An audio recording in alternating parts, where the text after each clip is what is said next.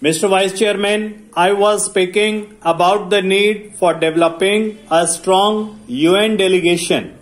I wish that the Honorable Prime Minister would give his attention to this aspect of the matter, particularly in view of the fact that in the next decade or two, politics and all over the world would take on a complex character, and it is necessary that men are trained from now on for taking part in international affairs.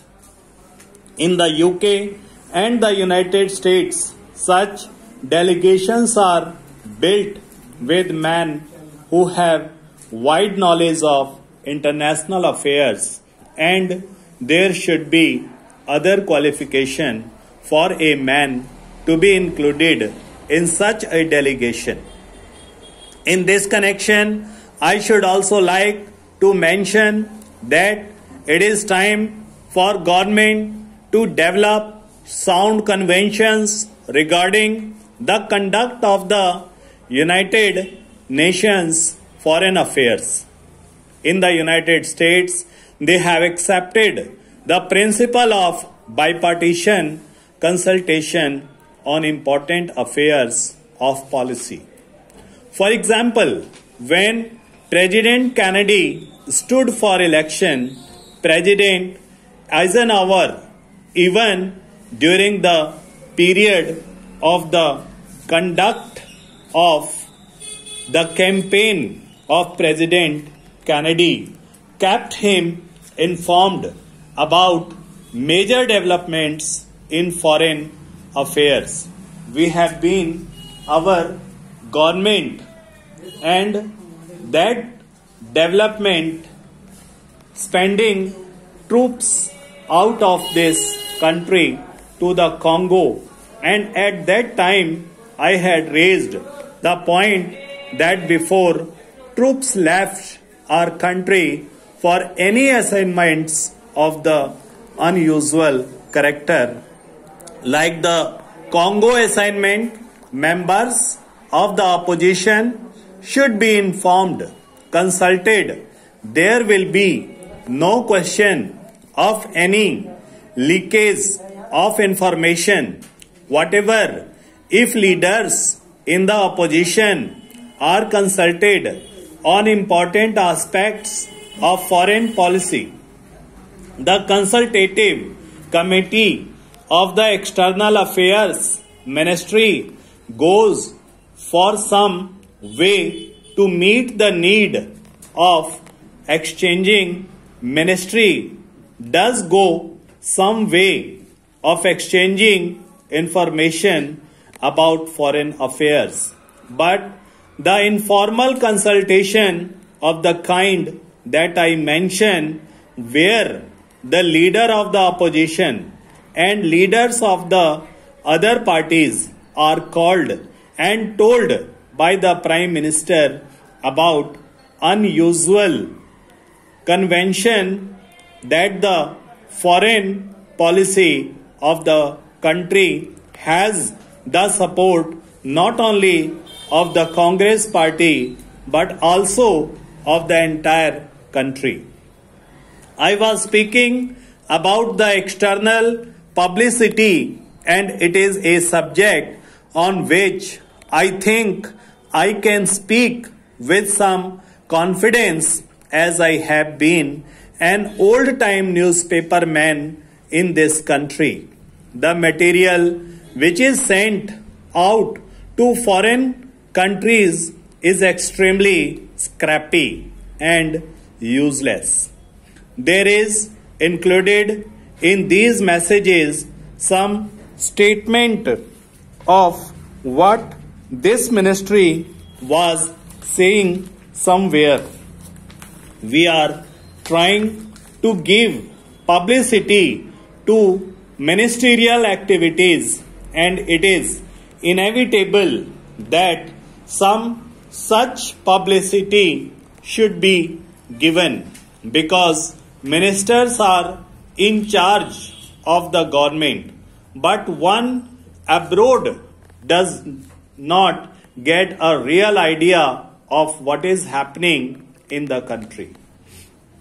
I would like to suggest for the consideration of the External Affairs Ministry that they should send a fortnightly assessment of what is happening in India, written dispassionately, not to please a minister or to highlight something that he does done, but to give an objective assessment of what is going on in the country.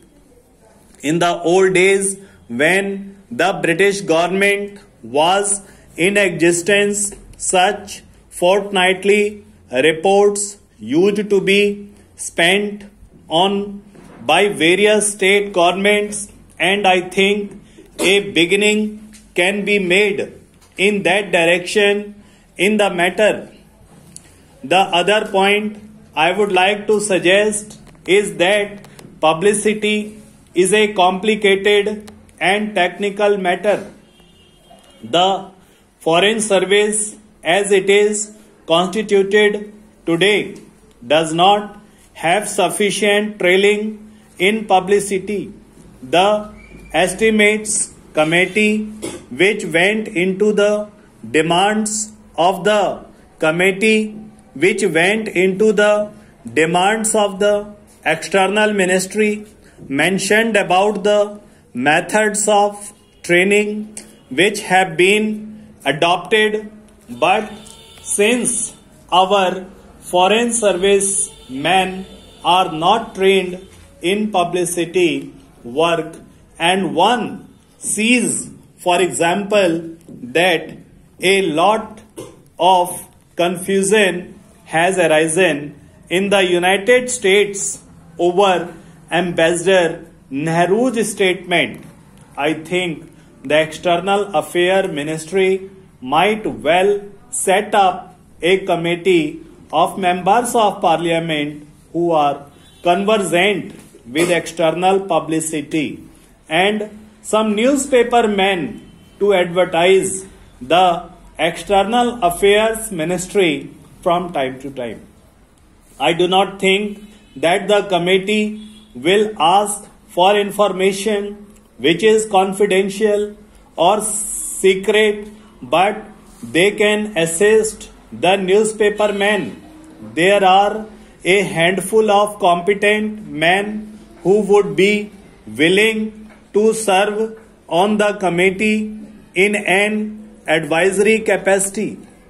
They would be able to tell the External Affairs Ministry what should be done in that our news publicity abroad is better. I might mention that the Estimates Committee had recommended the creation of a cultural cell.